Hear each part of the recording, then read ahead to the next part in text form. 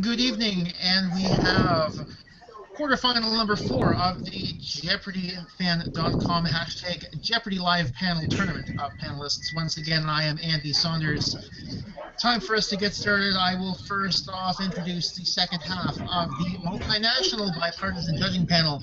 We have the founder of the JeopardyFan.com, Jeannie Kenkel. I believe, Hi, everybody. if I'm not mistaken, you were at the State Fair today. How was that? Yes, it's great. I love the state fair. I could come every day if I had a chance. I love it. What kind of fun things did they have today? Well, I was volunteering at a specific booth, so I haven't done anything else yet, but maybe after this. I went to the opening day and it was fun. Okay. Yeah. Nice. So our contestants this evening, we've had one with technical difficulties. I will attempt to reschedule him for a later quarterfinal, but here tonight we have Will Anderson. Hey guys, good to see you again. Sandie Baker.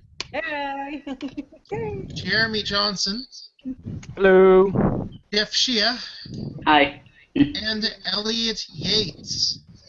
Cheers. So the way this is going to work, as always, 6 questions. We will start off. I will tell you guys what the first question is so you have a chance to think about it, and then I'll kind of explain how things work. The first question for tonight's panel is going to be, describe what your worst nightmare would have been as a Jeopardy contestant in 60 seconds or fewer. So the way this is going to work on this first question, we're going to start with Will, then Sandie, then Jeremy, Jeff, and Elliot. I don't know about worst nightmare. It's always unfortunate when players don't even get a chance to make it to Final Jeopardy, or we're in the hole the entire time. I was really, really worried about that second game in particular when I was in the hole for a good portion of the game until the very end. But besides the obvious, I would guess that something along the lines of, also kind of something that happened to me. Alex I don't want to say misspoke, but he got his facts inaccurate with regards to my little blurb for the third game, where in front of everyone on national TV, he basically said that my girlfriend, who's still my girlfriend, was my wife. So that made for some interesting explanations for people as to whether or not they missed out on something, or they didn't or what have you, or that something crazy happened when we were out filming Jeopardy or something. So those were considerations that came across my mind when planning on going on the show. Sandie, your worst nightmare. Well, I really don't remember what my worst nightmare was before I went on the show, because it was completely supplanted by the nightmare that actually happened. The one where you miss an answer that you really should have gotten, and the internet really calls you out on it. You'll know if I'm wearing the earrings that I missed the answer. Yes, so that was like far worse than anything I imagined before I actually went on the show. But on the other hand, the internet, crap storm only lasted a few days before they moved on to something else. Thank God, that's what they do. Jeremy. I guess going for what William said, I always feared the possibility of being in the hole the whole time and not making the final. So that's probably what I feared ahead of time. But similar to what Sandie said, the worst thing, at least that did happen to me when I was there, which never made it to air, it was end of Double Jeopardy. There was one question in prefixes and suffixes of 2000, and then there was 4 more in the last category. And Alex read the question, and Shannon, who was to the left of me, rung in, and instead of saying Shannon, he said X. He started saying the first syllable of the actual answer, and then they kind of let it go for a few seconds. She said the wrong answer. I knew it without him slipping, but then I rang in, I got it right, and then they were like, flag on the play, shut the whole thing down. Made us all turn around, which I didn't understand why we had to turn around. It's a computer screen. They could just put a new number up. But they made us turn around. They put a new question up. Had to redo the whole thing. And I didn't ring in on time. I knew the answer to that one, but I got beat on the buzzer. And the thing is, the top question of the final remaining category, and again, assuming everyone works top down, which I probably would have, that was a daily double. So that would have been my last opportunity to get in and actually make enough to make, it was a lock because David Lee had me on a lock by the end. So that might have gotten me up high enough to where I could have maybe had a shot at final. And so I was like, ugh, suck it, Trebek. But yeah, so that was probably my worst nightmare. Jeff, how about you? So my main nightmare would probably be getting all, like, when I go up on stage and when Alex, of course, introduces us and then shows all the categories, and then all the categories happen to be categories that I do not like music. I mean, not that I don't like music, but I don't know much about music, particularly pop music, so it would be like, I was literally afraid I would get all literature, music, art, and I would be like, oh no, I can't answer these questions. So that was one point. Also, I would say kind of like if I get a daily double and I bet a lot and I think that I would know it, but then it turns out not be correct, then I would feel so bad about, not wasting so much money, but like having, bet so much money, that would have been bad. And again, just like Jeremy and both I would say about the Final Jeopardy not making it, I want to at least be able to write my answer on the lectern or podium, as some people say. So I had to put that in. And Elliot. I think tagging on to what a lot of people have said, just a true nightmare would have been going into the final, not negative, but doing well, maybe you're winning, and then your category comes up. You only have maybe 1 to 5 that are yours so much, and every day they introduce me as an opera producer. And yes, I pretty much know every opera and every plot and every aria. And like, what if opera had come up? I would have screamed. I would have bet all of it regardless. If I was winning, it was one of my lock games. If it was opera, I would have bet it all. And then, if I had missed that, I wouldn't. Couldn't come back from that. I'm having sweats just thinking about it right now. I can't do it. I can't do it. It would be something. That's a little similar to what everybody has said, but it would be that dream category coming up, and it just destroying you. Okay. So while the judges come up with the scores on that opening question, I'm going to let you know what our second question is. Sandie will have the first answer on it. However, the question is, which, I guess you could say, misportrayal of Jeopardy in popular culture rankles you the most, and why? Now, to give an example, because I'm not, I don't want to accidentally step on any, it would be like if somebody asked Pat Sajak to buy a consonant, for example. So for example, make it if you have which misportrayal of Jeopardy in popular culture rankles you the most? The scores from the first question we have. Let's see. Will picks up 4 points. That puts him at 4. Sandie picks up 7 for a total of 7. Obviously, Jeremy gets 7 for his answer. Jeff gets 8. And Elliot did quite a nice job of impressing the judges. Picks up a perfect 10 for his response. First question. He has an early lead in the debate portion here at 10 points. So, Sandie, you get to open. Which misportrayal of Jeopardy in popular culture rankles you the most, and why? Okay, White Men Can't Jump.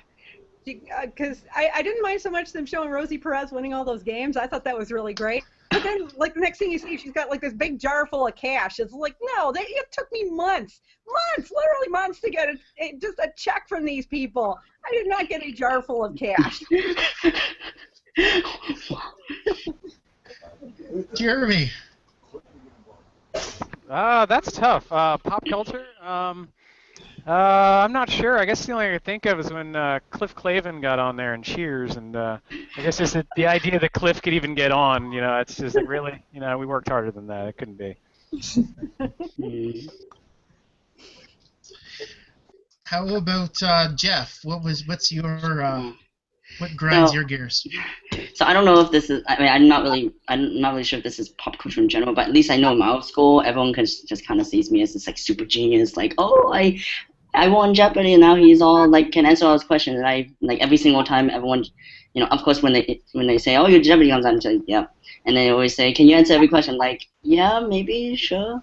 So and I do think, I do think most people in America do think somewhat that Jeopardy people are like not super geniuses necessarily, although there's certainly some people that people might think are super geniuses. But I would say geniuses in general, like, oh, these guys are not to say nerds in the clique sense, but nerds, people who are just like, oh, only answer trivia and stuff. And I just hope people realize that Jeopardy people aren't just people who are reading books all day. They have a life, and they're not always going to be. I mean, they're smart, but they're not always going to be able to answer every question. So. Okay, No offense. Elliot. I would say, firstly, people asking, do they give you something to study? Do they like somehow tell you what's going to be on there before? I had so many people ask me that, and I'm like, this is not a 4th grade spelling bee. We did not get a list of 19 words that we have to memorize. No, they don't do that. But tagging onto that are people who are like, do they somehow tailor the categories to the people appearing on it, which they definitely do in Celebrity Jeopardy, but in regular they don't. Yes, I did get a Disney songs category. That was a real treat. But I also got a category called Unmanned Space Exploration in 1666, and I don't know anything about that. But people assuming that there's more of a not of a bias, but that it's really not completely above board and clean, like. All of us who've gone through the process know that it is, and you meet with all of the people beforehand and learn about all of that. I would say things along that nature. Just rankle me. Okay, and Will.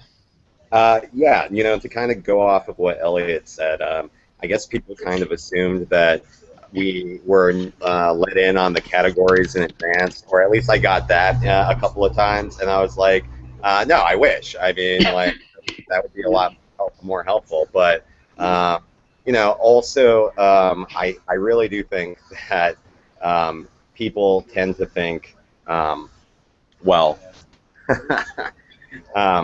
with regards to, Celebrity Jeopardy and the SNL skit with Alex Trebek, like, people have this very preconceived notion of who Trebek is and how he interacts. And, I mean, honestly, as far as my experience went, I feel like most people's experience went, is what you see on TV is what you get. I mean, we didn't really get to hang out with him beforehand or afterhand or anything like that. And, part of that is kind of tied with the idea of how we don't know the questions in advance. I mean, have these people not seen that movie Quiz Show from, like, the mid-'90s? I mean, like... Yeah, I mean, I at the very least saw that. I feel like most of you guys saw that. So, yeah, I mean, like, just these inherent ideas that, we get to be buddy-buddy with Trebek, or that we know these things in advance, that kind of was interesting to see people bring up. Yeah, I guess you could say that. A couple things that I thought that might get brought up. From The Simpsons, when Marge goes on and finishes in the negative, and they send goons after her to repay the money that she lost. And Wow. No, also, I like that, actually. I really like that. yeah, so that's kind of what I was hoping. I thought one of you might bring that one up. And nobody brought up Groundhog Day either. No, well, yeah, well, I mean, that's again, I mean, That. I thought about bringing up Golden Girls, but I didn't. okay, so the scores coming up in just a second. Question 3, as always, is the caption competition. So what's going to happen? I'd like to ask all of you to click on the lovely picture of me so that you can see the picture that I'm about to share with everyone. There we go. You have a picture of 3 women there, so you come up with a Jeopardy-related caption for that photograph while I come up with some scores. Okay, so Here we go. Will picks up 3 points for 7. Sandie gets 10 for her White Men Can't Jump. And the jar full of cash, 17. Jeremy picks up 6 for 13. Jeff, 3 for 11. Elliot, 3 for 13. So, first up on the caption here will be Jeremy. Jeremy, come up with a Jeopardy-related caption for this photograph. Okay. So, 3 girls at a bar. Oh, you were on Jeopardy? Yeah, we're still not going home with you.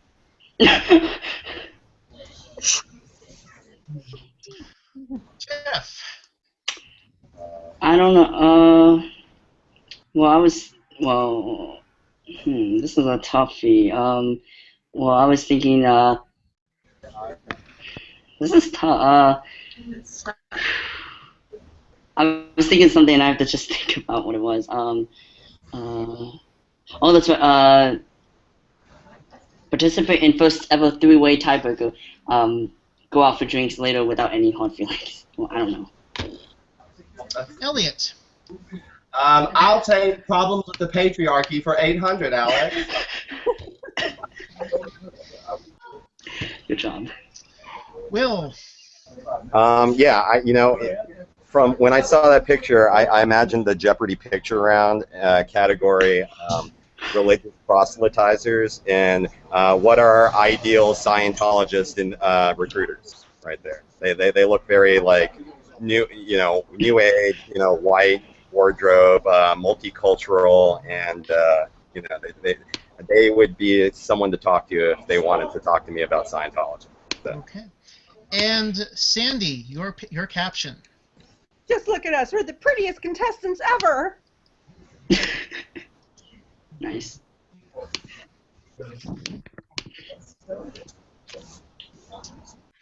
Okay, so while the judges come up with our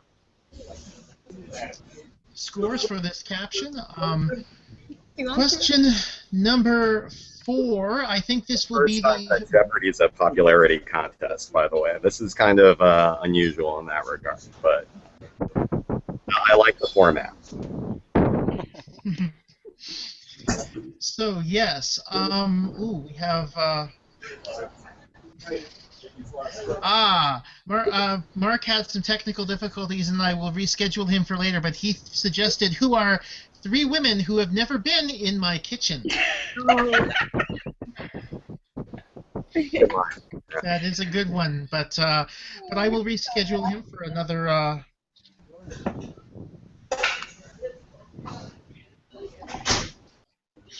Okay, so yes, as promised, while I come up with the scores, question number 4. I think this will be I think you guys will enjoy answering this one the most out of any of the questions tonight. The first answer will go to Jeff once we get there. But here's your question. Say the hot new sitcom of 2016-2017 features the Jeopardy contestant coordinators. You get the choice to cast one contested coordinator. Who do you cast for whom? So think about your answers to that. These scores are coming up in just a second. Okay. They can be like any part, right? I'm guessing. Any part. You basically get to choose one actor or actress and one part. The hot new sitcom features the Jeopardy contestant department. So, who do you cast for whom? The scores from the last one. Will gets 4 points for his caption for 11. Sandie picks up 8 points to go up to 25. Jeremy picks up 3 for 16. Jeff picks up 2 for 13. And Elliot picks up 9 to go to 22. Nice. Right.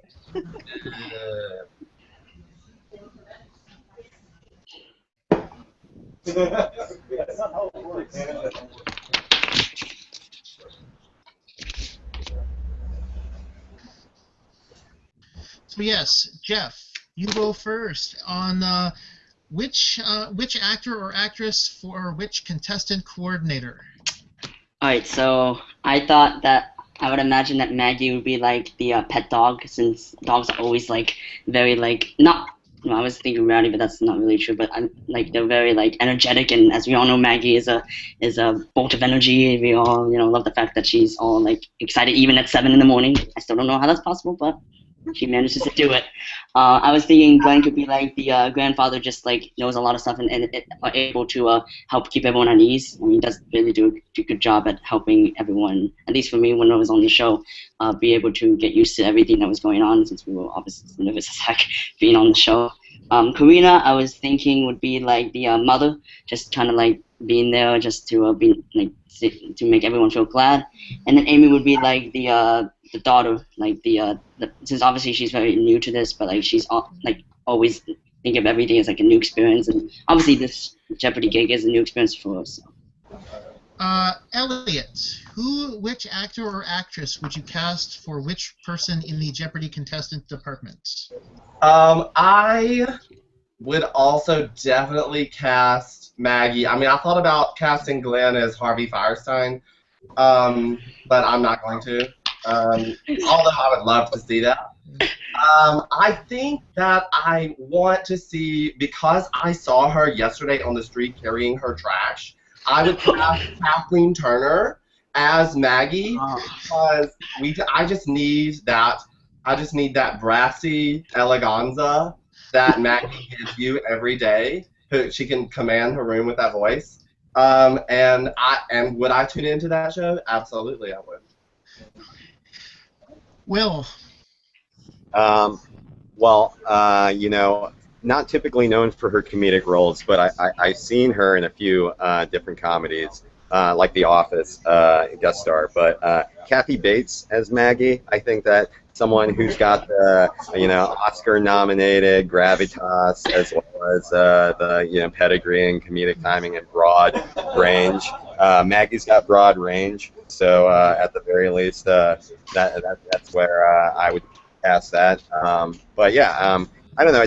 It seemed like I'd like to see a Parks and Rec or behind-the-scenes kind of workplace mockumentary of the goings-on behind the scenes of Jeopardy. So I see things in that frame, I guess. Sandie.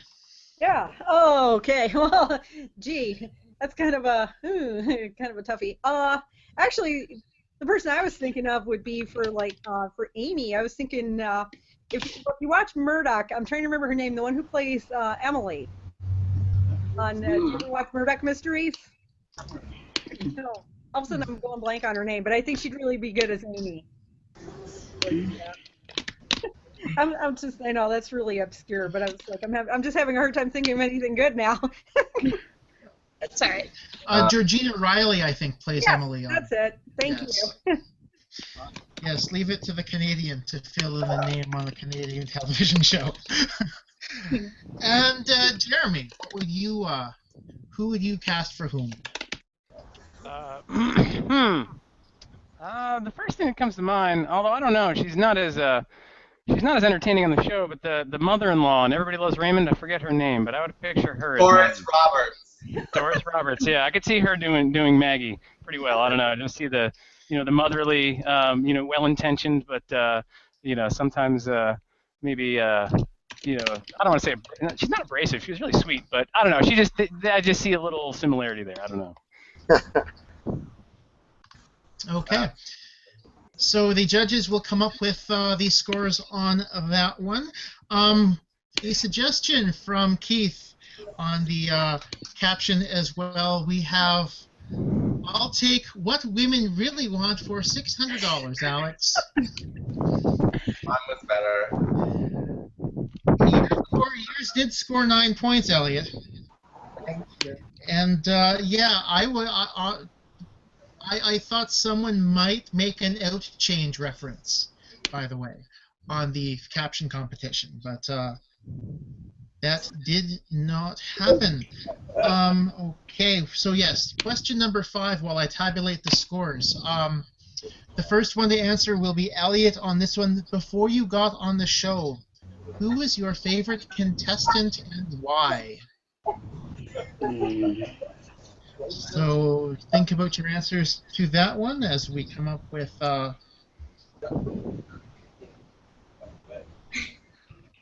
I know a couple you're not going to say because there were some contestants before you mentioned, before we went on the air. Okay, so Elliot, your favorite contestant and Well, why? I didn't mention Golden Girls earlier, so I could bring it up now. I really liked when B. Arthur was on. She was like 100% my favorite contestant. But if we are talking about the actual show, I guess I would have to go with Frank Spangenberg. Just because, like, that was the first time that I remember watching total dominance. Just like annihilation, no one could touch him, and that's not something that I aspire to or anything. It was just so out of my wheelhouse. This person who just came in there and did his job, like he did the business, and that's the first contestant that I remember, like in my life. I remember him, and then you start seeing other words that stay in your memory, but I remember Frank. Will. Well, I feel like, again, some of the more obvious answers, like when I was in college, Ken Jennings was having his run. And just seeing that and seeing him, and talking about Jeopardy on SportsCenter, like that in and of itself was pretty phenomenal to see as someone who, watched ESPN as a kid growing up too, as well as Jeopardy. And, I was always more of a Jennings than a Brad Rutter guy. I think Brad Rutter's got, pizzazz, and people have, he's a fun enough guy to watch, entertaining enough. But, I guess I always had a soft spot in my heart for the nice guy who is just doing it on pure. Ken Jennings is just a machine. I mean, like to be able to do 5 episodes in a given taping day and do that successively again and again, it's just grueling and impressive.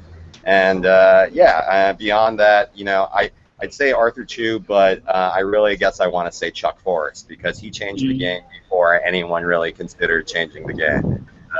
That in and of itself was a fun strategy to try and use in my first game, but was also objectively very tiring to bounce around the board and try and keep ahead of everyone else, including yourself.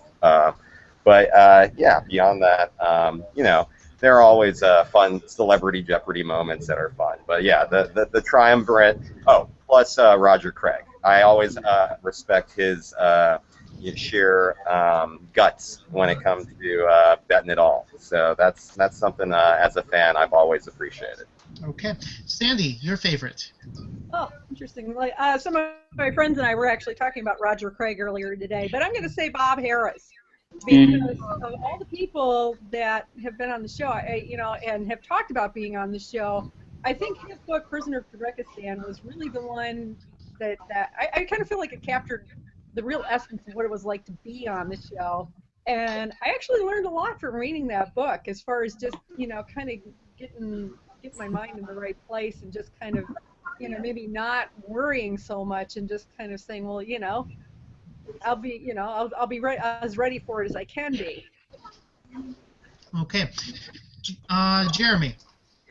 Actually, I can't remember his name, but it was the kid. I think it was the teen tournament, whatever. When he won, the answer was I don't know, but I just won $75,000 or whatever it was. And so that to me, I just thought that was great. He may not have been the super champion, but just take advantage of that moment and own it like that. I thought that was pretty funny. And Jeff. For me, it would definitely have to be Roger Craig. For me, I remember because that was really the first. I just really obviously enjoyed watching him play, and that moment when he got that 77,000 one-day win, that was just so amazing. I think at that point, that kind of got me kind of back into Jeopardy, not because I wasn't watching Jeopardy so much. I mean, I've been watching Jeopardy ever since Ken Jennings. Ken Jennings was the guy I really started watching, but I hadn't really been as active in watching Jeopardy. But that was so impressive for him to get that total when no one thought when that total that Ken Jennings got, the 75,000, that no one thought anyone could reach. I mean, he suddenly made it. And then of course the tournament champions is 2 daily doubles. True daily double. I mean, who can't? Everyone loves watching that, and especially in categories like languages, like in 1600, it's not a wheelhouse character necessarily as a linguist. And it's not really something that you can automatically know, like, oh, like English or Spanish. Not that it'll be that easy. And just the fact that also that he was very analytical. He was the first guy to really like realize, hey, listen, there's a way to crack the code of Jeopardy by using computer knowledge to figure out. Actually, I think he actually has a video up. He discusses in comments talking about how he used basically a program he wrote to figure out what subject he didn't know and what he actually made a machine to try to basically prepare himself for that. So I thought that was really appealing, and that's why I like him a lot. Okay. I agree with Jeff completely. Roger won more on that one day than I did in 5 days. And also, if I had to pick someone to do karaoke with, it would again be Roger, because I have done it, and it's not a thing you want to miss. If you ever get to do karaoke with Roger, and you should. Okay. So, while we tabulate the scores from question number 5, I just want to, I realized I forgot to announce the scores from question 4. So, just quickly, Will picked up on question 4. Will picked up 6 for 17. Sandie picked up 6 for 31. Jeremy, 6 for 22. Jeff, 3 for 16. And Elliot picked up 9 for 31 on question 4. Now the questions from number 5. Okay. So, going into the final one, you've got some time to think about this. It is the same final question as I've asked on all the other ones.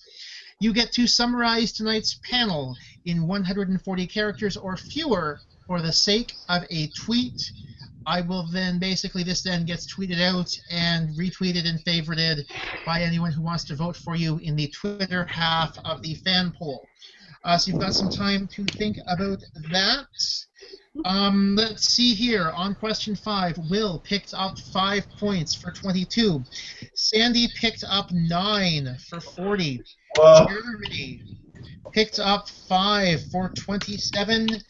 Jeff picked up 9 for 25, and Elliot, his second 10 of the panel, he's on 41. So we've got some high scores going here. Elliot has 41, Sandie has 40. That probably is quite. If neither one of you win, that's probably going to hold up for a wild card unless you completely bomb your tweets. So first up on the tweets will be Will. So I say this right now as opposed to tweeting it? You say it right now, and then what happens, I'll then pick it up for Twitter later. All right. Hashtag Jeopardy Live panel, the nerdiest Monday morning quarterbacking show ever. Okay. Sandie. Having fun hanging out, talking about my favorite show. Jeremy. I don't know. Is there a strict character count here? I don't know how far this will go. I'm really glad anyone's still paying attention to me. My Alex picture isn't getting much traction on Tinder.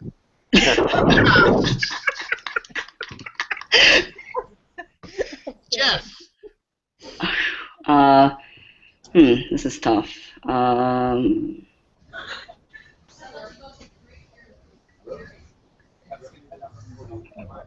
many people there? 1, 2, 3, 4, 5. 5 people shooting the arrow at a bar. I don't know. Okay. And Elliot. I'll just go with all the Golden Girl references you'll ever need. That works. Okay, so while the judges come up with some scores for those tweets, I just want to remind everyone that quarterfinals number 5 and 6 are coming up next Monday. That is Labor Day. We've got a couple of them coming up, and 7 and 10 p.m. Eastern Time. That is 6 and 9 Central, 4 and 7 Pacific. That is on September 7th, and then 2 more on September the 8th. So let's see here. Okay, we have some final scores coming up in just a second. Okay.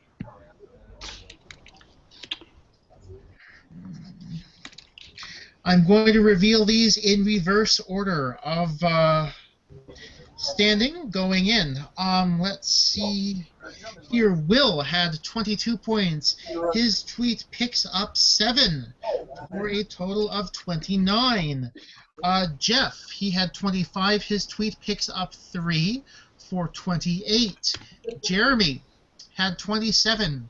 His tweet picks up 9 points. That brings him up to 36.